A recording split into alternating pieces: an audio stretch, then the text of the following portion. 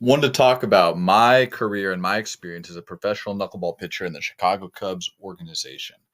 So the knuckleball, it's a unique pitch that very few people know about, and so it's actually interesting when you're throwing it that people don't understand anything about it, and some people will not even want you to throw it. Some people love it, and so everyone's experience with it is totally unique, as it can be the nastiest pitch in the game, and it can also be a pitch that you can't throw for strikes. You walk everybody, you give up home runs, and so there's a great quote about it that you don't want a knuckleballer pitching for you or against you.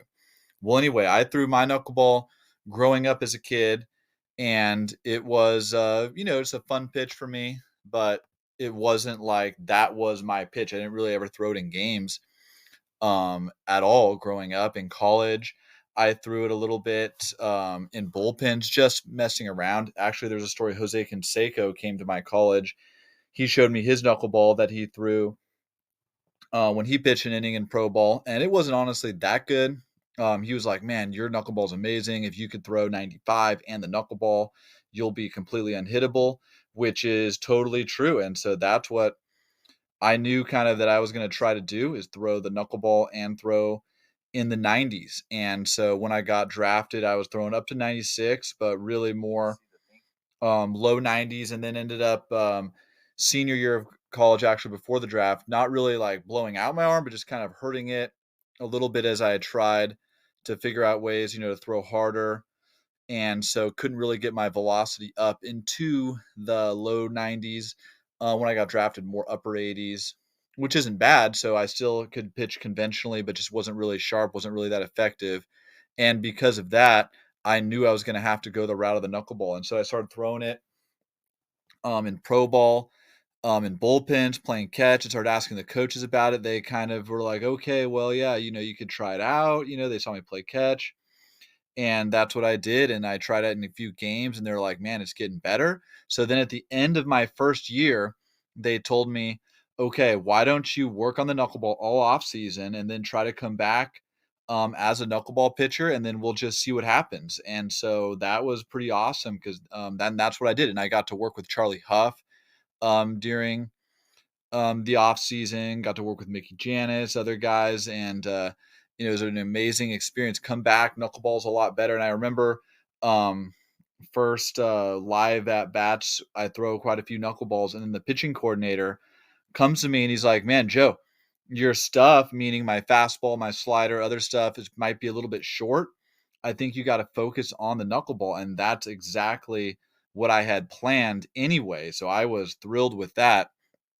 And so that's what happened. Started really focusing on it. The farm director was pumped about it. He loved it. They didn't have a knuckleballer in a while. It's like everybody wants to take a chance on one if they can, because it could turn into a Wakefield where you have a situation where a guy winning 200 games pitching for you for 15, 20 years, or like at the time, R.A. Dickey was, coming in hot too. And so that's what happened. So then I started pitching a lot more innings, getting treated a lot better, pitching more frequently, had a pretty darn good year, I felt. And then the next year was even a lot better, pitched in high A, just a little bit in double A, had a really great season. And this is just kind of where you learn just how difficult the knuckleball is. And so I would have games, my best game, I pitched a no hitter. I think I hit one batter, pitched a no hitter through 6 innings, only got taken out because of pitch count. And then I would have days where, like for example, I hurt my thumb a little bit, just the skin kind of tore. And if I was throwing fastballs, not too big of a deal. Maybe my command would just be a little off, but it probably wouldn't affect it too much. But with the knuckleball, it's totally affecting the spin on the pitch because I can't really grip it the right way. And so every pitch is spinning more, and so I'm getting hammered. So I go from like a 1 ERA, or actually under one, I think it was like point 0.3, finishing in a 3 something, and which isn't bad, but I was just dominating. And A ball did really well in high A. My inning in a double A was really good. So I felt I had a really strong year, but definitely not perfect, and didn't finish strong because I kind of had a finger injury.